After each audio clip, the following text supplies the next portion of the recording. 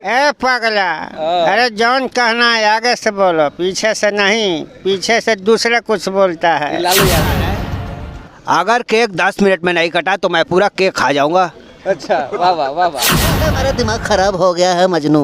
जल्दी कर भाई, जल्दी कर। शंकर बिहारी के साथ नौका बिहार में नाव में घूमेंगे। अच्छा ठीक है। पचमन दुना 110।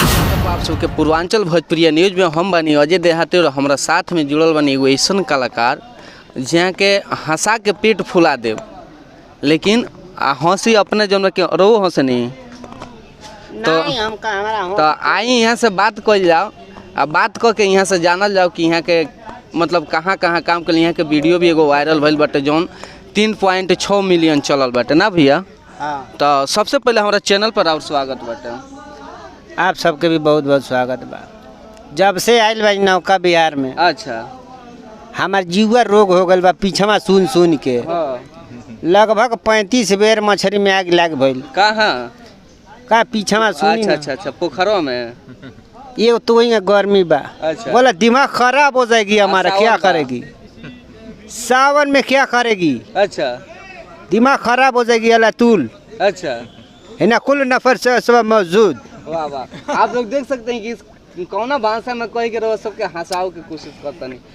हाँ। हम लोग इंतजार करेगी केक कब कटेगी। अच्छा हम लोग सुबेरे से इधर क्या हो गई, 1:30 बज गई, 2 बजने वाली होती। अच्छा।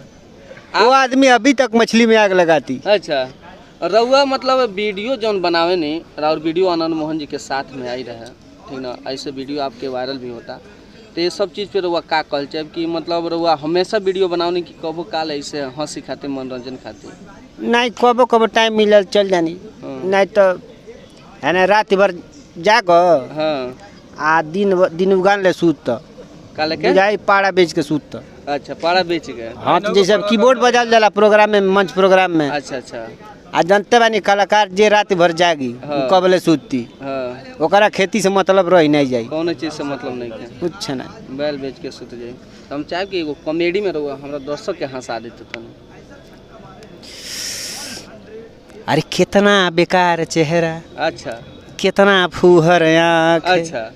आ कितना फूहर आँखें हैं मुँह में पर जामल बार। वाह वाह आ हड़बड़ी में बनाया होगा कुदरत ने तुझे मेरे यार। वाह वाह वाह। देखी मिमिक्री थोड़ा बहुत करे नहीं। क्या थोड़ा एक मतलब 2-4 मिमिक्री सुनाइए हमारे दर्शकों को। देख ली पीछे में जाने बानी। अच्छा। ए पगला, अरे जौन कहना है आगे से बोलो, पीछे से नहीं। पीछे से दूसरा कुछ बोलता है। लालू यादव में। अच्छा। ए आप लोग अन्यथा मत लीजिएगा इस शब्द को। बोला भैया, वीडियो तार देखने आनंद मोहन जी के संगे तू ही लड़का आला बीबिया में।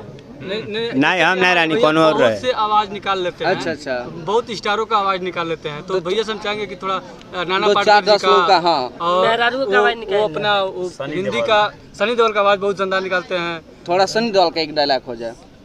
सनी लियोनी के निकाल दीजिए। सनी देओल का आवाज निकाल दिया। सनी लियोनी का आवाज दिया। अरे सनी देओल और सनी लियोन नहीं है यार,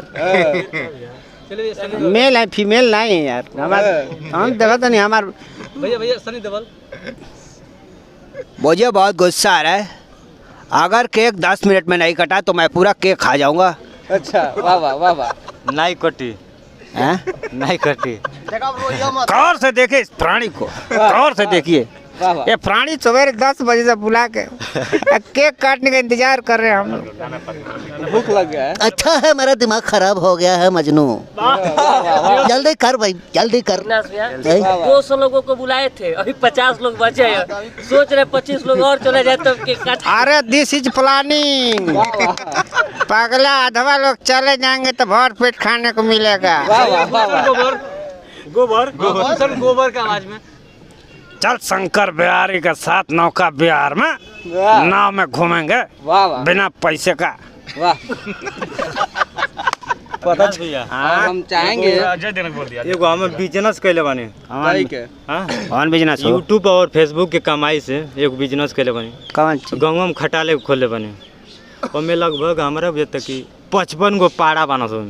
ना एगो एगो बियाइल तो अबे 56 गो अच्छा हाँ 56 गो 55 गो पाड़ा बना सोन में ठीक है मोदी गवर्नमेंट में कुछ पॉसिबल बा। पहले रुका ना 55 गो पाड़ा बना सा हाँ। सब पाड़वा गाभिन बना सा अच्छा ठीक है 55 दुना 110। हाँ हाँ